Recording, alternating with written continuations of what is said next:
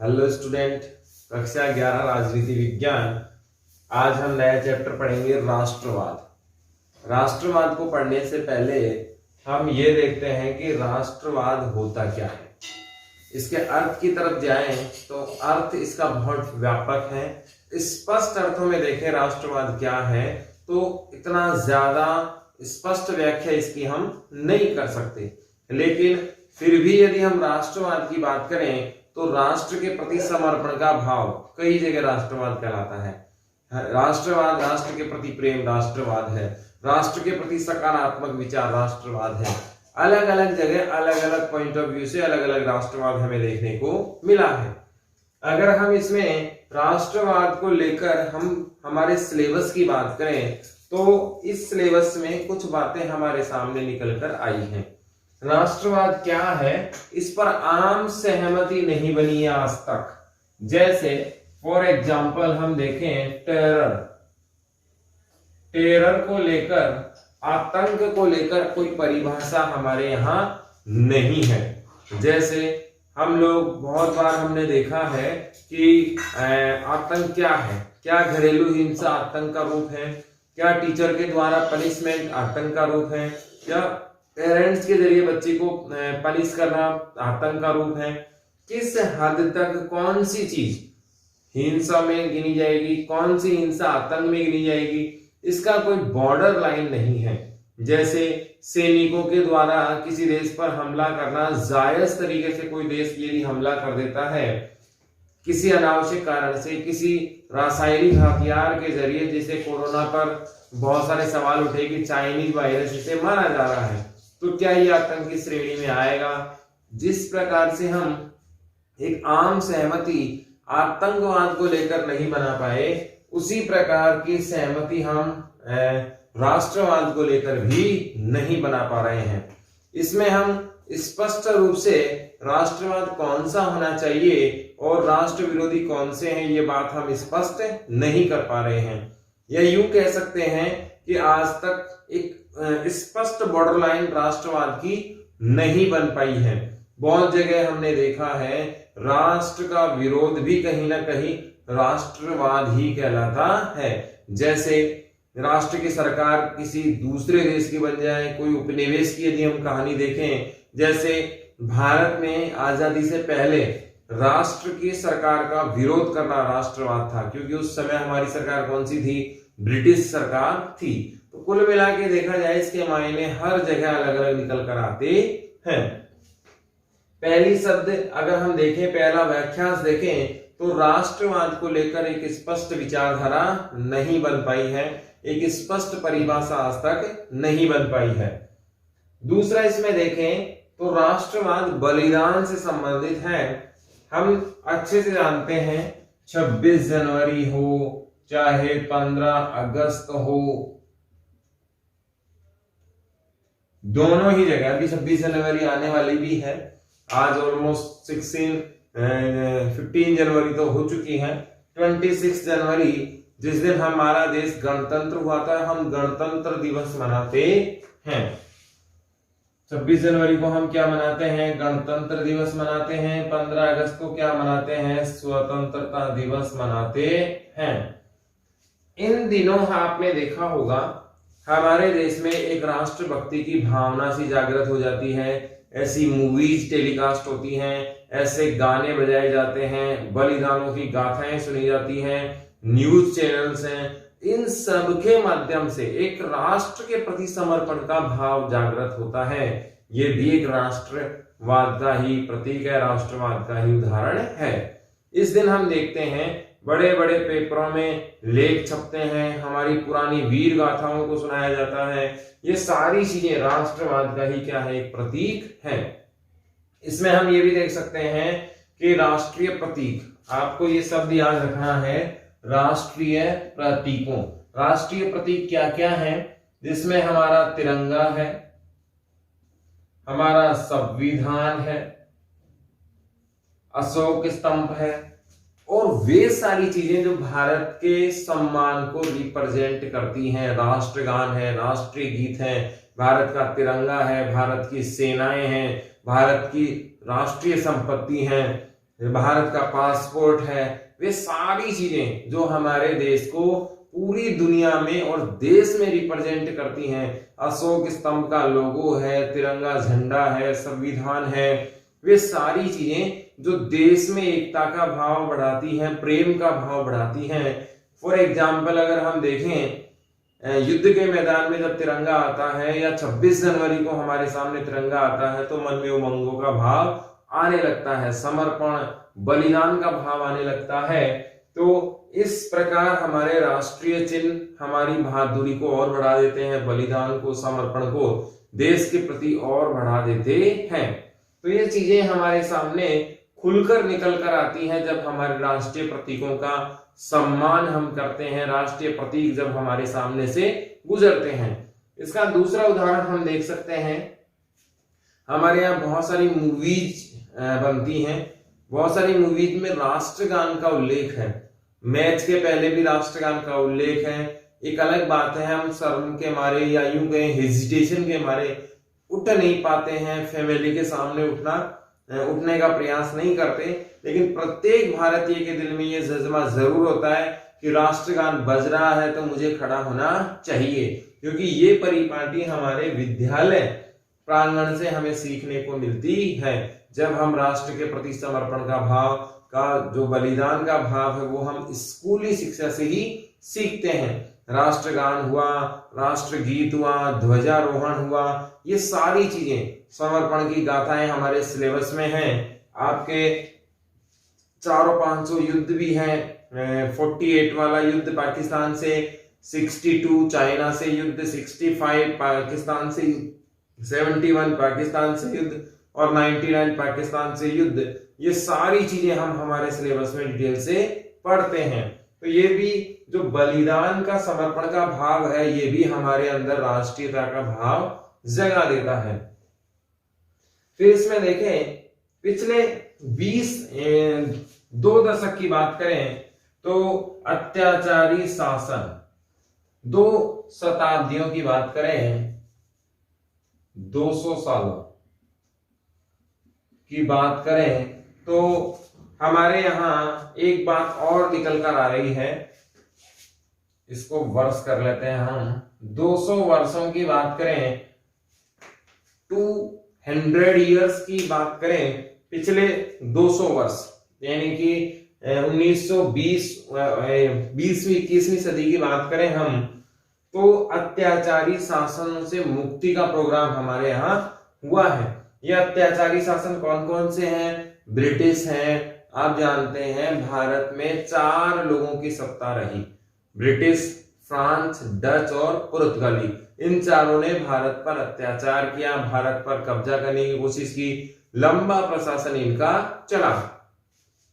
तो अत्याचारी शासन से मुक्ति का इतिहास इसमें हमें देखने को मिला, बहुत सारी बलिदानी मूवीज हमने देखी, उससे हमें यह पता लगा हमारा जो राष्ट्रीय बलिदान है, पत्र पत्रिकाएं हैं, हमारा सिलेबस है, वीर गाथाएं हैं, हमारे यहाँ गान गाए जाते हैं, कथाएं सुनाई जाती हैं, कविताएं सुनाई जाती हैं, इनके माध्यम से हमें पता लगा कि हमारा इतिहास गौरवशाली इतिहास है, उसमें बलिदान हुआ है, उसमें अत्याचारी शासन के लिए, मुक्ति के लिए संघर्ष किया गया है। इसमें भगत सिंह जी जैसे, सुखदेव सिंह जी जैसे वीर बहादुर बलिदानी भी हुए हैं, जिन्होंने अपने चिर यौवन को नहीं देखा और युवा अवस्था में ही देश के लिए न्यौछावर हो गए। तो ये भी राष्ट्रवाद हमें 200 वर्षों में देखने को मिला। राष्ट्रवाद कई चरणों से गुजरा, इसमें नई नई चीजें भी निकल कर आई। इसमें हम देखते हैं, उदाहरण अगर हम देखें तो यूरोप में छोटी छोटी इकाइयों का एकीकरण हमें देखने को मिला। यूरोप में छोटी छोटी इकाइयों का एकीकरण हमें बहुत स्पष्ट रूप से देखने को मिला और एक सुदृढ़ शक्ति बनाने का प्रयास इन्होंने किया, जिससे उन्नत अपने आप को बनाया जा सके, विकास एकजुट हो सके, सभ्यता संस्कृति बड़ी हो सके, कोई देख नहीं पाए आंखें उठाकर, और युद्धों को रोका जा सके। आपको एक याद रखना है, शक्ति संतुलन सिद्धांत कौन सा है? शक्ति संतुलन। और वास्तव में शक्ति संतुलन होना भी चाहिए। जैसे आज वर्तमान में सबसे बड़ा पावरफुल देश किसे माना जाता है? अमेरिका को। अमेरिका चाहे तो युद्ध किसी से भी कर सकता है और युद्ध जीत भी सकता है, लेकिन इसके प्रति हमेशा डर बना रहता है जो इसके विरोधी हैं। ऐसे में विरोधी देशों के क्या बनते हैं? समूह बनते हैं, और ये समूह बनकर किसका मुकाबला करने की कोशिश करते हैं? अमेरिका की। अमेरिका चाहे युद्ध करे या ना करे, फिर भी ये समूह हमेशा बने रहते हैं। ये समूह इसलिए बनते हैं कि इन फ्यूचर यदि अमेरिका से कभी लड़ना पड़ा, अमेरिका से कभी पंगा हो गया, तो ऐसी स्थिति में हम सब मिलकर किसका मुकाबला कर पाएंगे? अमेरिका का मुकाबला कर पाएंगे। इसीलिए ये एकीकरण पाया जाता है, एकीकरण सुदृढ़ीकरण पाया जाता है। तो राष्ट्रवाद के प्रथम चरण में हम 19वीं सदी में देखें, इससे पहले भी बहुत सारी बार हमने राष्ट्रवाद देखा है। भारतीय राजाओं को एकजुट होते देखा है हमने, कुछ प्रांतों में एकजुट हुए भी। 1857 की क्रांति में एकजुटता देखी है। यूरोप में छोटी छोटी इकाई एक हुई, उसका कारण हमने देख लिया ताकि सुदृढ़ राष्ट्रवाद निकल कर आए। बड़े साम्राज्यों का विघटन भी हमने देखा। हमने इससे पिछले वीडियो में पढ़ा था कि 25 दिसंबर 1991 को सोवियत संघ का विघटन हुआ। सोवियत यूनियन, जिसे यूएसएसआर प्रणाली भी कहते थे। कौन सी प्रणाली कही हमने? यूएसएसआर प्रणाली या सोवियत संघ का विघटन भी हमने देखा। इस सोवियत संघ के विघटन को हमने बहुत अच्छे से देखा। इसमें रसिया प्रमुख था, इसको हमने बिखरते हुए देखा। ऑस्ट्रेलिया के समूह को बिखरते हुए देखा।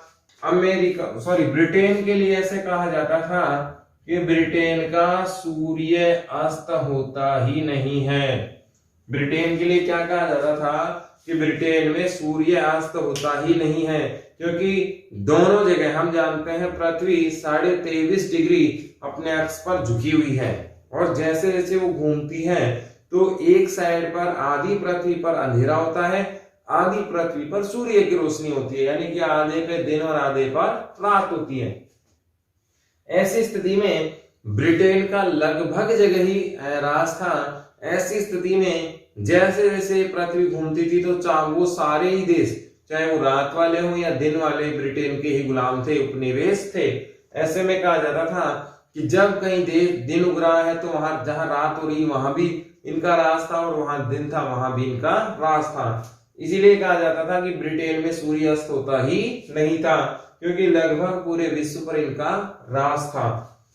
तो ये घटना भी हमने देखी। यूरोप में राष्ट्रवाद के कारण छोटी छोटी इकाइयां एक हुई, बड़े साम्राज्यों का विघटन भी हुआ। कारण क्या था वो हमारे सिलेबस में नहीं है, लेकिन राष्ट्रवाद की भावना के कारण, देश प्रेम की भावना के कारण, जैसे मैं एग्जांपल आपको दूं, ब्रिटेन का कब्जा भारत पर था। भारत 200 सालों तक लगभग गुलाम रहा। आपको याद होना चाहिए 1600 ईस्वी में ईस्ट इंडिया कंपनी भारत आई थी।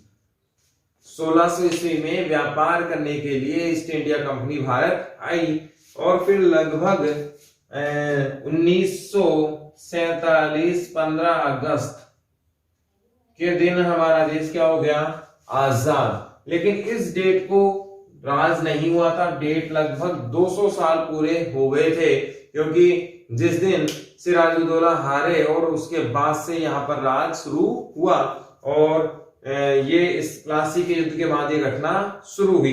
तो लगभग 200 सालों तक ब्रिटेन ने हमारे यहाँ राज किया। हमारे जो युवा शक्ति थी, हमारे जो देशभक्त लोग थे, हमारे जो राष्ट्र प्रेमी लोग थे, उन्होंने किसका विरोध किया? ब्रिटेन का विरोध किया। यही राष्ट्रवाद था, यही राष्ट्र प्रेम की भावना थी। इसीलिए रसिया हो गया, रसिया के जो सहयोगी राष्ट्र थे जिन्होंने अन्य देशों पर कब्जा कर रखा था, उनका विरोध होने लगा।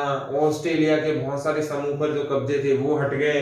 ब्रिटेन का ऐसा ही हुआ कि वे सारी चीजें जिसके कारण किसी ने किसी के ऊपर प्रेशर बना रखा था, वे सारे प्रेशर रिलीज इनको करने पड़े। 1960 में राष्ट्र राज्य की मांग। राष्ट्र राज्य की मांग क्या है? अभी तक हमने जितनी भी चीजें देखी उसमें राष्ट्र को किसी राष्ट्र ने क्या बना रखा था? उपनिवेश। क्या बना रखा है? उपनिवेश कब्जा कर रखा है, गुलाम बना रखा है, कोई और शक्ति यहां पर है। एक दूसरा क्या है?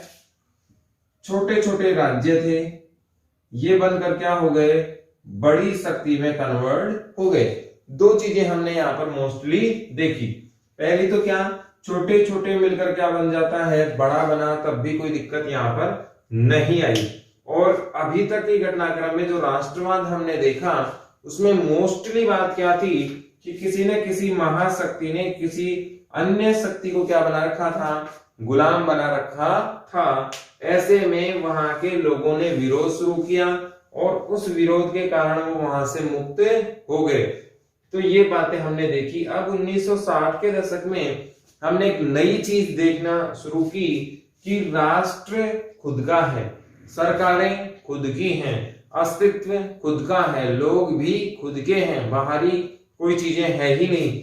इसमें से राष्ट्र से राज्य या किसी विशेष क्षेत्र को अलग होने की मांग यहां पर उठकर नजर आने लगी। जैसे हम देख सकते हैं कि बहुत सारी जगह यूरोप में भी पृथकवाद की मांग उठने लगी, विरोध की मांगे उठने लगी। इसमें पाकिस्तान का बलूचिस्तान क्षेत्र है, भारत का जम्मू कश्मीर है, और नए राज्यों की मांग उठने लगी, नए देशों की मांग उठने लगी। खालिस्तान भी इसमें आता है। यहाँ दो तरीके की बातें हम कर रहे हैं। एक तो नए राज्य बनाने की मांग उठने लगी, राज्य का मतलब देश के अंदर ही बंटवारा चाहते थे। एक नए राष्ट्रों की मांग भी यहाँ पर उठी, इसमें खालिस्तान है, बलूचिस्तान, पाकिस्तान की मांगे हैं, यूरोप से अलग देश बनाने की मांगे हैं। तो ये कहीं ना कहीं राष्ट्रवाद ये अलग प्रकार का था, इसे नकारात्मक राष्ट्रवाद भी कहा जा सकता है। इसमें एक चीज हमारे और निकल कर आई कि वैश्वीकरण का भी हमने जबरदस्त मुकाबला हमने देखा, या वैश्वीकरण की जबरदस्त मांग हमने देखी।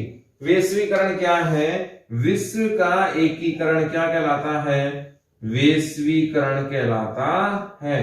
पूरा विश्व क्या हो जाता है? एक हो जाता है। इसको हम कह सकते हैं ग्लोबलाइजेशन भी कह सकते हैं, इसे भूमंडलीकरण भी कह सकते हैं। भूमंडलीकरण का अर्थ हुआ कि पूरा विश्व एक गांव की तरह हो गया है। आप चाइना में बनी हुई चीज जयपुर में ले सकते हैं, जयपुर में बनी हुई चीज अमेरिका में ले सकते हैं। तो पूरी दुनिया एक बाजार से जुड़ चुकी है, पूरी दुनिया एक आर्थिक दृष्टि से जुड़ चुकी है, सामाजिक दृष्टि से जुड़ चुकी है, व्यापारिक दृष्टि से जुड़ चुकी है, और हम एक दूसरे में आदान प्रदान बहुत आसानी से चीजें कर लेते हैं। यहां तक आज हमने पढ़ा कि राष्ट्रवाद क्या है। राष्ट्रवाद की आम सहमति अभी तक नहीं बनी है। बलिदान जब भी बात आती है तो हम राष्ट्रवाद को मान लेते हैं।